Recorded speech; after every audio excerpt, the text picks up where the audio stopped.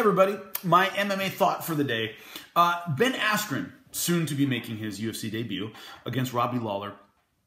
Someone will say, either before or after the broadcast or during the broadcast, the most decorated wrestler to make the transition to MMA. We hear this all the time. Whenever someone's successful in front of us right now, we tend to say they're the most decorated whatever to make their MMA transition. That is not the case. Not that Ben Askren isn't a great wrestler. He's fantastic. Four-time NCAA Division I finalist, two-time champion. Chris Pendleton of Oklahoma State is the only reason he doesn't have 4 titles. Dude's magnificent. And he pinned a bunch of guys in the NCAAs. He didn't just win, he just dominated guys. An Olympian, 2008.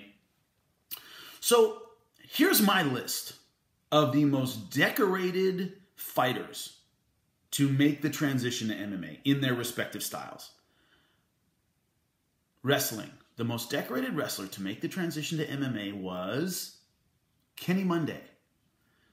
Gold medalist in 88, silver medalist in 92, Olympian in 96, but didn't medal. 2-time world champion. The dude was phenomenal. One of the greatest American freestyle wrestlers. The reason you don't know who I'm talking about, he only fought once in MMA. Beat John Lewis in 1997. I think an Extreme Challenge fight or something. But 1-0, and that was it. Won by TKO, and that was the end of his career. But still, the greatest, most decorated wrestler to make the transition to MMA. Second place would probably be either Mark Schultz or Kevin Jackson. Both guys were Olympic gold medalists. Why isn't Henry Cejudo above them? Because he won a gold medalist. Henry Cejudo didn't win any world titles. Got to remember, he won his Olympic gold very young. He didn't have a long freestyle career. All these people were in freestyle longer and therefore had more world titles and stuff like that. So I think both guys were 2-time world champions, Mark Schultz and Kevin Jackson. I would give the edge to Kevin Jackson just because the competition for his Olympic gold medal was tougher. Mark Schultz won his in 84 where the Soviet bloc wasn't there. So I would say Kevin Jackson, but that's up for debate. The most decorated jiu-jitsu fighter of all time, and I hate the term jiu-jitsu player. I generally say jiu-jitsu fighter or jiu-jitsu artist. Roger Gracie, easy. He's the most decorated jiu-jitsu fighter of all time, period. 10 world medals, gold in the black belt division, submitted everyone in Abu Dhabi, didn't just win his division, won the open division. The guy's incredible. And he submits everybody he fights. Last fight, he submitted Buchecha. Who does that? Roger Gracie. Unbelievable. So when he made his transition to MMA, he became the most decorated jiu-jitsu artist of all time to make the transition. Didn't have a great MMA career. 10 fights, 8-2. His 2 losses were to King Mo and Tim Kennedy. And that was it for him. So fought 2 times after he lost Tim Kennedy, and that was it. But didn't have a stellar MMA career. Second, I would say, is Marcelo Garcia. Multiple-time world champion, Abu Dhabi champion, phenomenal grappler, almost redefined grappling in that era, jiu-jitsu in that era.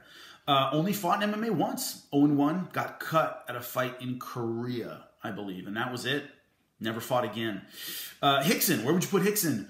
The problem with evaluating Hickson in terms of decorations is the awards that we define jiu-jitsu by these days, world titles, Pan Americans, didn't exist when he was competing. There was no Abu Dhabi. There was nothing like that.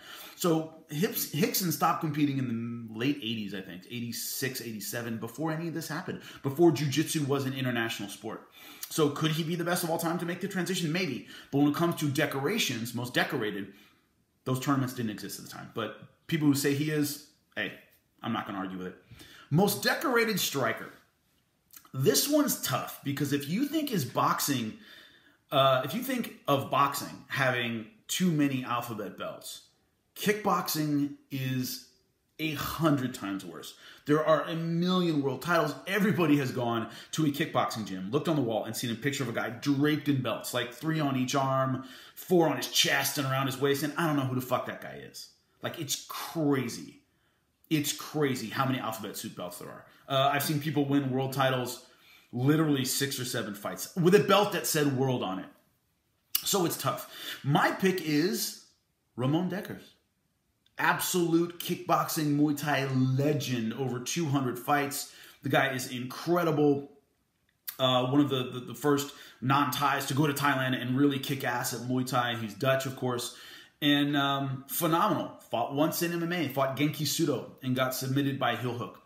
So once again, the greatest striker in the history, and one of the greatest strikers in history in terms of kickboxing, made the transition to MMA and only did it one time and lost. But he still remains, I think, in my opinion, the most decorated. Number 2 would be Crow Cop Mark Hunt, would be between those two guys, I think. Also, Andy Sauer, phenomenal record in kickboxing and Muay Thai, and so far a brief MMA career, fought in Japan a couple times. But anyway, that is my list. I would love to hear what you guys have to say about it. Who your personal favorite is, who you would put on this list that I missed. But those are my top 3. Wrestling, it's Kenny Monday. Jiu-Jitsu, it's Hojo Gracie. And striking, Ramon Deckers. All right? Enjoy. Subscribe. Leave a comment. Let me know what you guys think. Talk to you later. Bye.